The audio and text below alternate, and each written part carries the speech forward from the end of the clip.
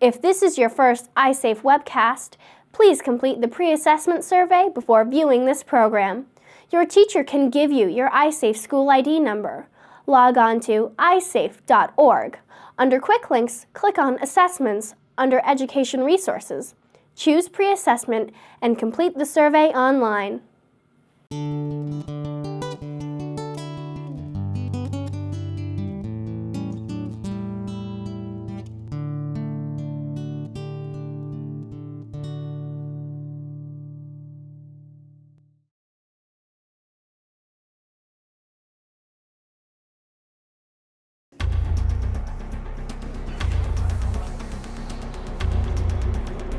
Nice hair, Alex. You took that yourself?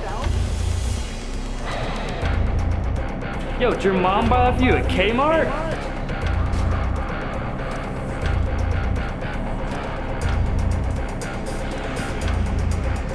Can I help you, freak? Attention all students. Alex is such a loser.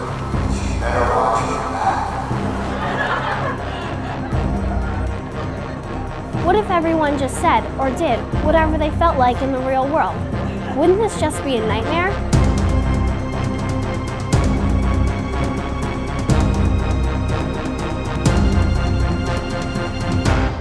So why would it be such a good idea to do or say whatever you felt like on the internet? Hi, I'm Chris, a junior here at Mount Mansfield Union High School. And I'm Brittany, also a junior here. We're here to talk about cyberbullying. We'll hear first-hand accounts from students across the country about cyberbullying. We'll talk about laws regarding these growing problems. And what to do if we're harassed online. Along the way, we hope you discuss your own ideas and experiences during the discussion breaks. Hey cutie, like those pants. Any room in there for me? Everyone's experienced harassment, uninvited and unwelcome verbal or physical attention. Cyber harassment's the same thing, only using the internet or other digital communication to spread rumors, send annoying or threatening messages or humiliating put-downs, forward private communication, or post embarrassing or damaging text, photos, or video. Bullying and stalking are two types of cyber harassment. Cyberbullying may relate to racial, cultural, or religious differences. It may involve sexual harassment, or may be the result of an online or real-world relationship or friendship gone bad. Cyberstalking is an extension of physical stalking, but uses the internet or other electronic devices to repeatedly harass or contact another person. Usually, cyberstalking includes a threat of violence. 90% of cyberstalking victims are women. In an iSafe survey, 42% of students said they've been bullied online. 53% said something deliberately mean or hurtful to another person online. And nearly 1 in 5 have been threatened more than once. Please pause the program now for a discussion. Have you ever been bullied or witnessed cyberbullying? How were you affected? Do you know anyone who's been stalked online?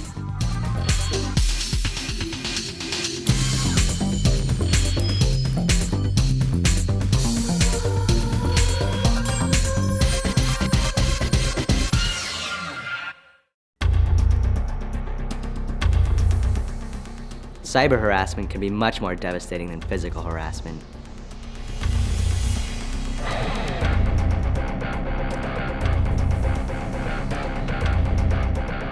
In this age of constant communication, cyberbullying can happen 24/7. Victims can never really escape it. And because it's digital, messages and images can be spread not just around the school, but around the world.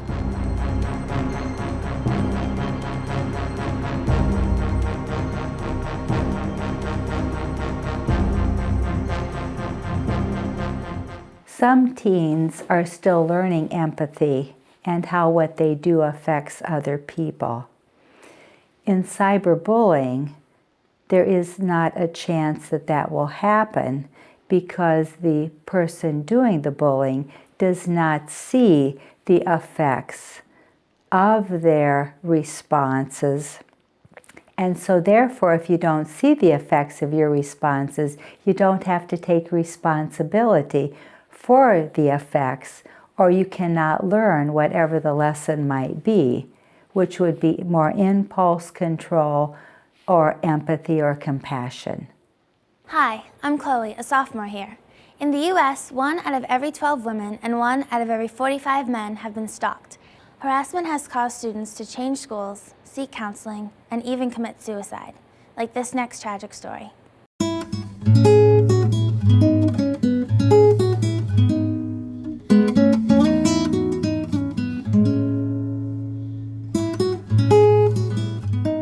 Ryan Halligan seemed like a typical happy 13-year-old.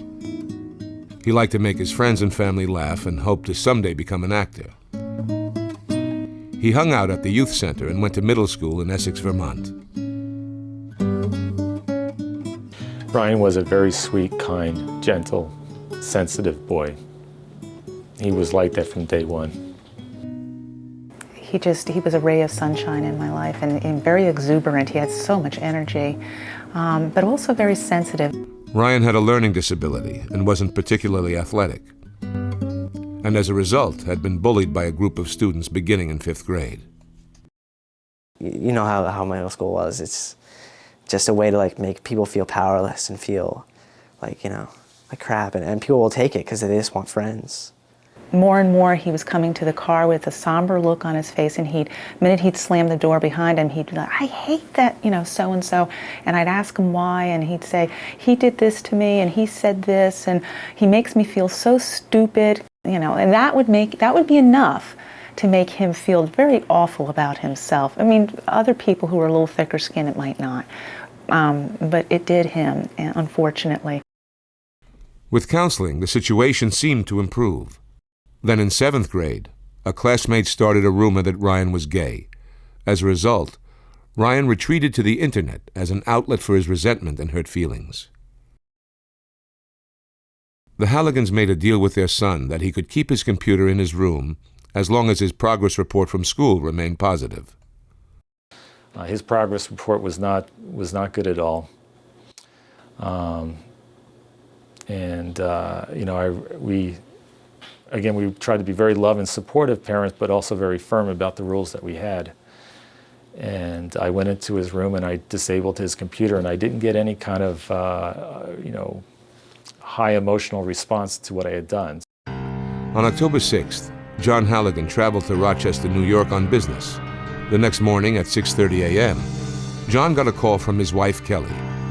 Sometime after the family had gone to bed, Ryan had gone into the bathroom and quietly hanged himself. And I ended up taking a couple of days off from work, and I read every single conversation, because given the tragedy that we had, I was on a mission to turn over every rock and to try to understand everything that was going on in my son's life. And it was the most painful reading that I had to do in my entire life. My heart just broke 1,000 times over again. John soon discovered that the bullying that Ryan had experienced offline had continued online. I also, found conversations on there where girls were pretending to like him, and then what I learned later was that they were just toying with him. And, in person, they told him that they really didn't want anything to do with him. And that broke my heart. I just can't imagine the pain. Psychologists say that cyberbullying can be more emotionally devastating than physical bullying, that the technology allows users to inflict pain without being forced to see its effects. The result is a deeper level of cruelty. Teens can be greatly affected, especially teens, by comments from other people on the internet, because their sense of themselves is still developing. The more that they are looking for a connection from other people, the greater is going to be the impact and the effect. Ryan's online chat sessions with one particular student had become disturbing. Together, they explored the darker side of the internet. And the two of them just fed off of each other's thought process that life wasn't worth living, that we hate the jocks, we hate the popular kids. And somewhere along the way, there were conversations where they were brainstorming about suicide and what would be the painless way of doing it. my overall feeling was, unfortunately for Ryan at this point in his life, this other kid was not good for Ryan. And perhaps Ryan wasn't even good for him. Ryan's death has compelled the Halligans to protect students and prevent other parents the same grief and loss. They got an anti-bullying law passed in Vermont, created a website, and John gives bullying awareness presentations to parents and students. It's emotionally, it's very taxing because when I'm done with it, I typically get a ton of emails from the kids and from parents thanking me, but also expressing that, prior to that presentation, they thought they had felt suicidal, but they realized the impact that it would have on their mom or dad, and that that it's not a solution, that it would be devastating to the people that they love. Because of the nature of digital communication, messages can easily be misinterpreted. Face-to-face communication is still probably best for personal conversations. In Ryan's case especially, this might have made a difference.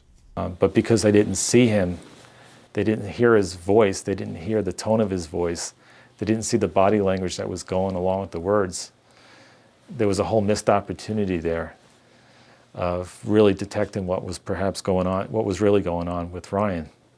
In most cases, other kids, when interviewed during the investigation, thought that it was a joke. And it wasn't until after the suicide that they understood how important those conversations were. If you receive a harassing message online, the best thing to do, at least initially, is nothing. And I think that the best way to just fight people online is just to ignore them, because it's just like when you're a kid, if someone's harassing you, if you ignore them, they'll move on because they have nothing to work with. People feed off your response. So if you're getting harassed online, just ignore it and it will go away. If the harassment continues and makes you uncomfortable, tell your parents or another trusted adult. Definitely tell someone and not keep it inside, because when you keep things inside like that, they just keep building up and you feel really bad about everything that happens. If harassment happens at school or is school-related, report it to your principal. Your school should have a bullying policy in place. If the threat includes violence or you feel unsafe for any reason, you should report it to your police department. Many students are afraid to report digital harassment for fear their internet connection or cell phone will be taken away. The best way to prevent this is through education. Is that it is important for them to teach their parents about computers, about the internet, about what they're doing online, because it's only through educating their parents that they're not going to get a knee-jerk reaction about taking the high technology stuff away from them, the computers. Beyond knowing what to do if you are bullied, it's important to watch for signs that those around you may be bullied. Do they seem depressed? Are they avoiding school, friends, or activities? Do they hang by themselves? Are their grades going down?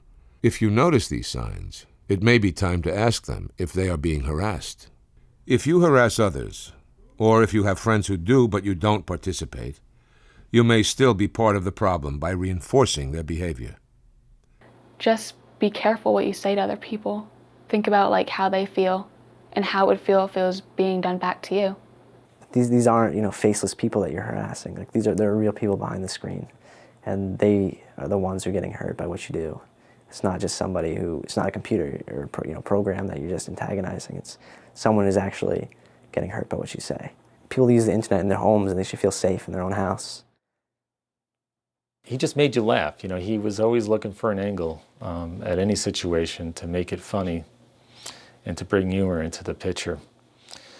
Ryan loved hanging out in the woods nearby. So many times he would drag me out there and just loved walking around in the woods and doing things like paintball. He loved to play paintball in the woods. Every summer we camped 3 weekends. He loved to get away and just camp. He was the kind of kid that didn't care that there was no ability to take a shower.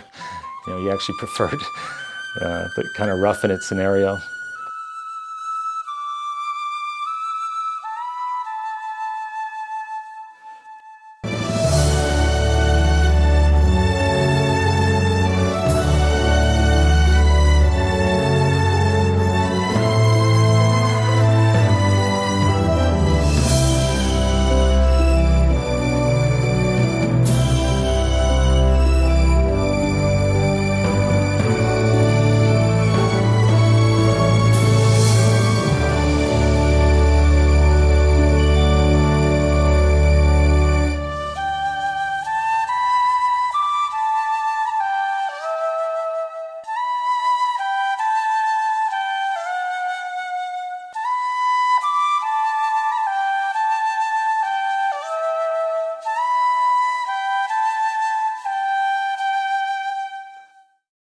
He had a wonderful smile.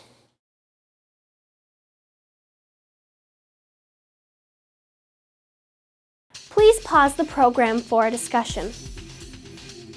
When does your right to free speech start to interfere with other people's right to privacy and to good reputation? If you could write the laws about this, where would you draw the line?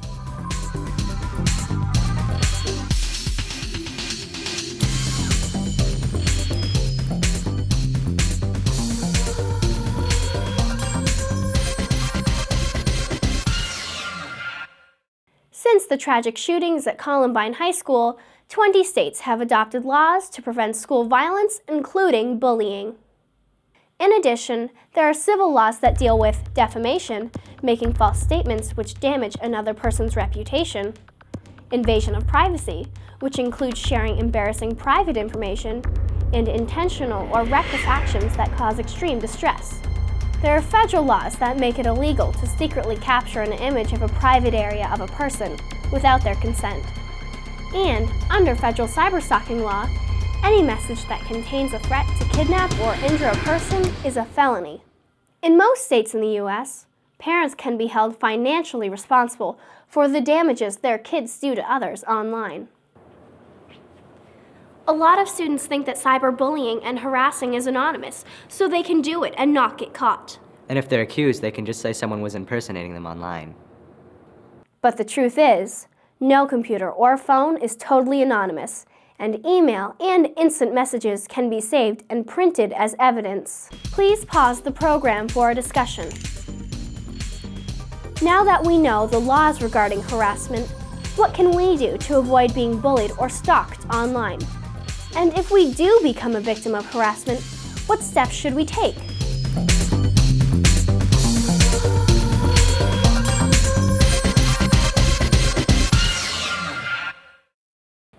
Here's what we came up with for some things we can all do to avoid being harassed.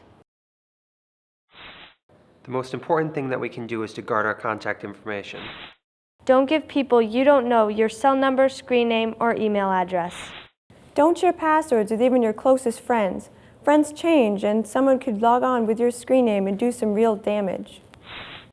Sharing buddy lists increases your chances of being bullied. Assume that no digital communication is really ever private. IMs can be forwarded, copied and pasted, or changed to distort conversations. If you have something personal or private to discuss, go old school. Use the phone or talk in person. Don't let something you say or do online come back to bite you. Okay, now that we know how to avoid being harassed or harassing others, what if it still happens? See how many of these steps you got.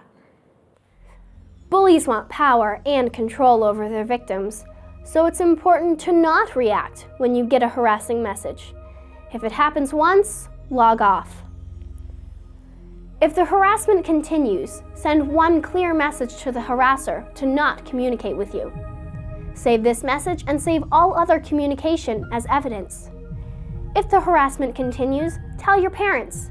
If it's school-related, let your school know too. Contact the harasser's internet service provider and request that their account be terminated.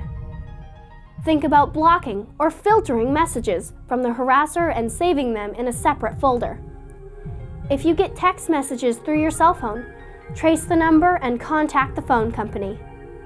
If harassment still continues, this may be considered cyberstalking. If it becomes threatening or scary, call your local police department. Okay, so now we know how to protect ourselves online if we're bullied. But what about our friends and families? We can watch for signs that those around us may be being bullied. Do they seem depressed? Are they avoiding school, friends, or activities? Do they hang by themselves? Are their grades going down? If you notice these signs, it may be time to ask them if they're being harassed. Bullies want attention. If you have a friend who harasses people online, but you don't participate, you may still be reinforcing their behavior. A lot of victims and witnesses of cyberbullying are afraid to speak up. But the only way to make this stop for everyone is if people talk. If you feel strongly about this issue, get involved. and decide on an outreach activity. Make sure your school has a cyber harassment policy that states what to do if you're a victim. Post the policy on your school website and in classrooms. Create an anonymous hotline or posting box where students can put examples of messages. Ask yourself what info or media you're currently giving out that could be used against you, and create a poster or PSA with tips for others. Those were all great ideas. But remember, school anti-bullying policies only work when people know about them. And if victims and witnesses speak up. When it comes to cyberbullying and cyber harassment, we can be part of the problem or part of the solution. The choice is ours. Thanks for participating today. If you've completed all of the iSafe webcast lessons, please take a minute to fill out the post-assessment survey. Log on to iSafe.org. Under Quick Links, click on Assessments under Education Resources. Choose Post-Assessment and complete the survey online. And several weeks after completing the program, please fill out a quick follow-up survey called the Delayed Assessment.